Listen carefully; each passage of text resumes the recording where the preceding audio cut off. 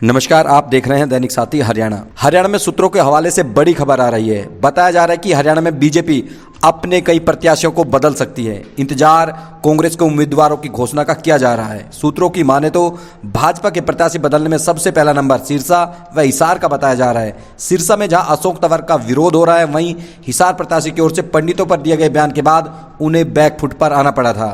प्रत्याशी बदलने की खबर को उस समय ज्यादा बल मिला जब सोनीपत से भाजपा प्रत्याशी प्रदेश भाजपा के महासचिव मोहन बड़ोली ने भी इन सवालों को सीधे तौर पर खारिज नहीं किया। वहीं सोनीपत से सतपाल महाराज को उम्मीदवार उतारे जाने पर भी जवाब दिया।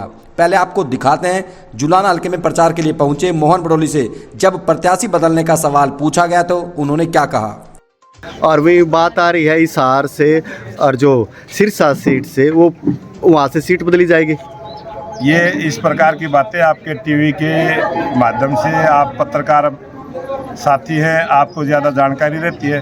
मैं तो आज सुबह से जुलाना हल्के के आज ये मेरा 9वां काम है। और जो मोदी जी ने कहा है कि ये देश, ये हमारी सरकार, ये हमारी पार्टी 4 बातों पर ध्यान देगी। देश का युवा, देश की महिला, देश का गरीब और देश का किसान, चारों वर्गों के लिए हमारी भारतीय जनता पार्टी की सरकार काम करेगी।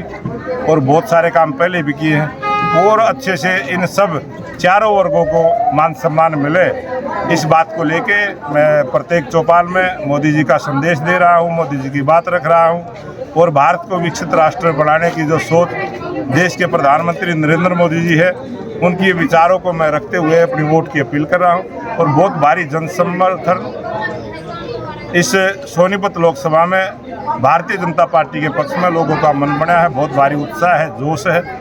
उसको देखते हुए एक तरफा लहर आज भारतीय जनता पार्टी के पक्ष में बनी। सर, कांग्रेस पार्टी भी सतपाल महाराज को नाम चल, सूत्रों के हवाले से खबर है कि सोनीपत अगर सतपाल महाराज जी आएंगे, उसमें को किसी धर्मशाला में मंदिर में बैठा के उसकी पूजा अर्चना करेंगे, अच्छे से करेंगे। मुकाबला रहेगा सर, वो ब्राह्मण बिरादरी से। आप वो कोई चुनाव लड़ने के लिए नहीं आएंगे, वो यहाँ पूजा करने के लिए आएंगे, पूजा करवाएंगे। आपने देखा किस तरह से मोहन बड़ोली सवाल को सीधे तौर पर खारिज करने की बजाय मीडिया पर भी सवाल को डालते हुए दिखाई दे रहे हैं।